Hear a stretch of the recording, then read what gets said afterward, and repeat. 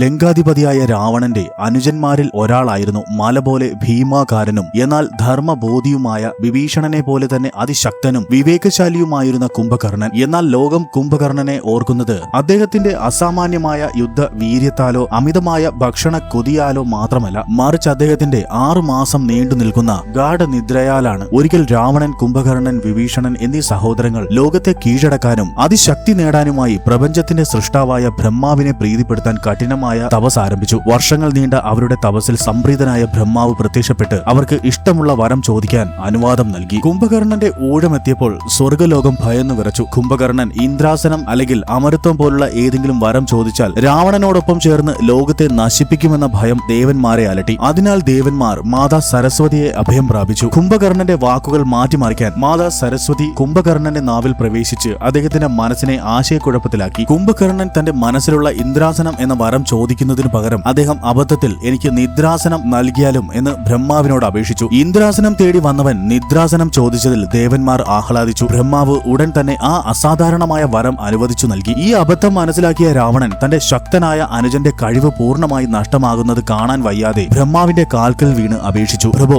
എന്റെ സഹോദരന് സംഭവിച്ച പിഴവാണിത്. അങ്ങ് ഈ വരം പരിഷ്കരിക്കണം. രാവണന്റെ അപേക്ഷയിൽ മനസ്സലിഞ്ഞ ബ്രഹ്മാവ് വരം മാറ്റാനാവില്ലെങ്കിലും അതിൽ ഒരു വിട്ടുവീഴ്ച ചെയ്യാൻ സമ്മതിച്ചു. ശരി, കുംഭകർണൻ 6 മാസം തുടർച്ചയായി ഉറങ്ങുകയും അതിനുശേഷം 6 മാസം ഉണർന്നിരിക്കുകയും ചെയ്യും. എന്നാൽ ഒരു നിബന്ധനയുണ്ട്. അവൻ ഉണർന്നിരിക്കുന്ന 6 മാസക്കാലം അവന്റെ വിശപ്പ് അടങ്ങിയാൽ ഉടൻ തന്നെ വീണ്ടും ഗാഢമായ ഉറക്കത്തിലേക്ക് വീഴുന്നതായിരിക്കും. ഇപ്രകാരം കുംഭകർണന്റെ വീര്യവും ശക്തിയും ലോകത്തിന് ഉപകാരമില്ലാത്ത രീതിയിൽ 6 മാസത്തെ ഉറക്കത്തിലും ഒരു ദിവസത്തെ അമിതമായ ഭക്ഷണ ശേഷമുള്ള വിശ്രമത്തിലും ഒതുങ്ങി. വർഷങ്ങൾ കടന്നുപോയി. പ്രഭു ശ്രീരാമനുമായുള്ള ഘോരമായ യുദ്ധത്തിൽ ലങ്കയ്ക്ക് കനത്ത നാശനഷ്ടമുണ്ടായി. അപ്പോൾ തന്റെ ശക്തനായ അനുജന്റെ സഹായം രാവണന് അനിവാര്യമായി വന്നു. വരത്തിന്റെ വ്യവസ്ഥ പ്രകാരം ഉറങ്ങിക്കിടന്നിരുന്ന കുംഭകർണനെ ബഹളമുണ്ടാക്കിയും ആനകളെ ഉപയോഗിച്ചും ഭക്ഷണം കാണിച്ചും അത്യന്തം കഷ്ടപ്പെട്ടാണ് രാവണന്റെ സൈന്യം ഉണർത്തിയത്. ഉണർന്നെഴുന്നേറ്റ കുംഭകർണൻ രാവണനെ ധർമ്മം ഉപദേശിച്ചെങ്കിലും സ്വന്തം സഹോദരനോടുള്ള സ്നേഹം കാരണം കുംഭകർണൻ പ്രഭു ശ്രീരാമനോട് യുദ്ധം ചെയ്യാൻ തീരുമാനിച്ചു. ആ യുദ്ധമാണ് അദ്ദേഹത്തിന്റെ അന്ത്യത്തിലേക്ക് നയിച്ചത്. വീരനായ ഈ കഥാപാത്രത്തെ